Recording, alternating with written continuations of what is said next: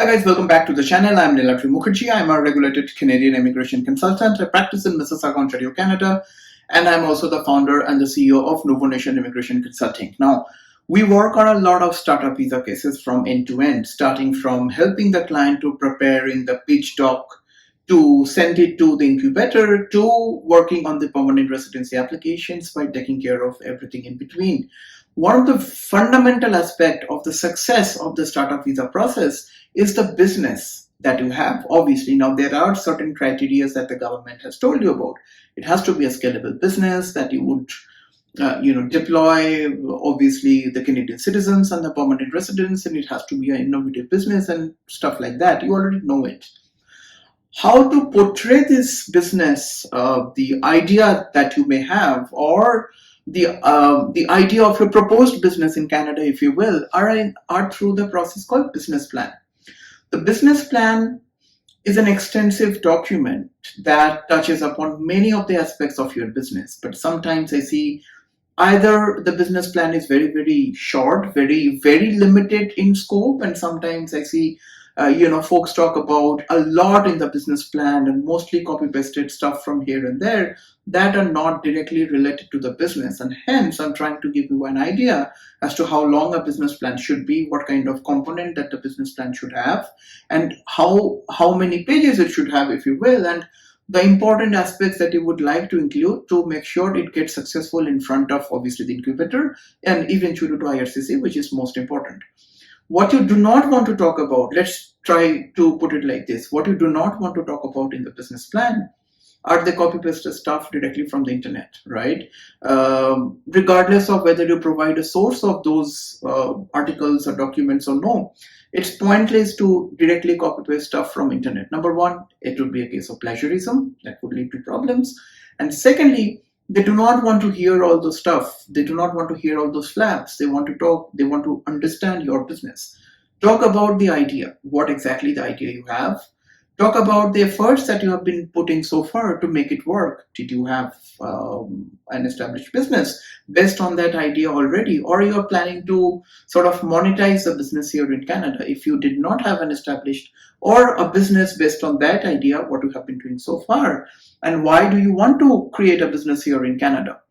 After you create a business in Canada, what is your plan? Do you want to rent an office, lease an office, or do you have enough liquid resources to purchase an office space directly? How many resources do you want to deploy?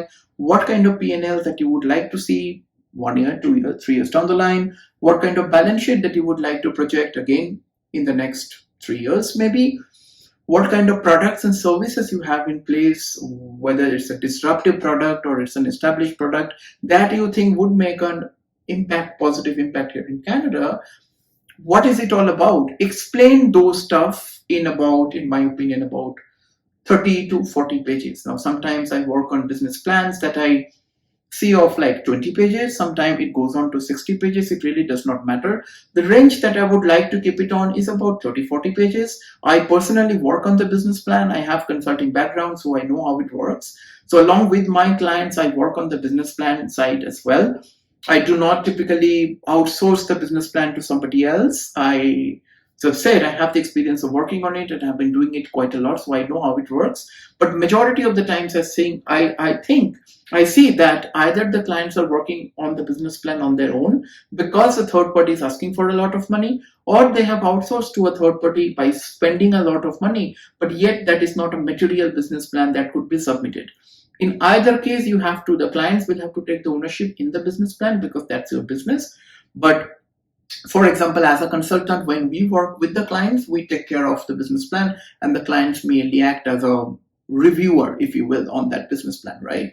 So what you do not want to talk about, stuff from the copy-pasted stuff from the internet. And do not use those lines like, I want to create a reliable business, I want to change the economy, I want to anything that is very flashy with no real basis. Don't avoid that. What you want to include is your business. Whatever your business is, whatever your idea is, If you are bringing in co-founders, include information about them. If you have an experience of information technology and you are creating a business on information technology, draw that correlation as to how your previous work experience and background is going to have an impact on the business that you're creating. And most importantly, understand something while preparing the business plan. Canada is giving you the work permit and eventually permanent residency for the startup visa project because they need some value out of you. That value is your contribution to the economy. So how many Canadians that you would like to deploy? What kind of efforts are you planning to put in place to make that hirings happen? What is your plan of hirings? Like how many resources do you want to deploy? Do you want to have like 2 people in the start with and then you want to wrap it up? You want to ramp it up, or you want to have like 10 people to start with, for example, and then you want to ramp it up, right? Or you do not want anybody, let's say in the initial 6 months, and you want the hiring process to resume after 6 months once your business gets a little bit of traction. Whatever your objective is, it has to make sense, it has to be honest, and it has to be explicitly said in the business plan. You have to talk about the P&L, as we have said. You have to talk about balance sheet, very vital aspect of your business, and everything has to be correlated. Everything has to be influenced with the objective that the federal government has, with the Canadian startup ecosystem, with the landscape, and eventually it is going to be a well-structured 30-40 page document that you would present in the form of a pitch doc, a Word format document to incubator as well as to IRCC. That is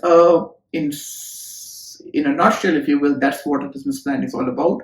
As I have said, we work on the startup visa cases A to Z, and I work on the business plan myself along with my team members, obviously, and we do not really outsource that part of the project. So whatever professional services fee you see on the website, business plan is a part of that. I hope this helps. If you need our assistance with the startup visa project, make sure to book a consultation directly through the website, novonation.ca. I'll be more than happy to talk to you in detail to understand what you're looking for, and then we can take it from there. Hope this helps. See you guys in the next one. Bye now. Cheers.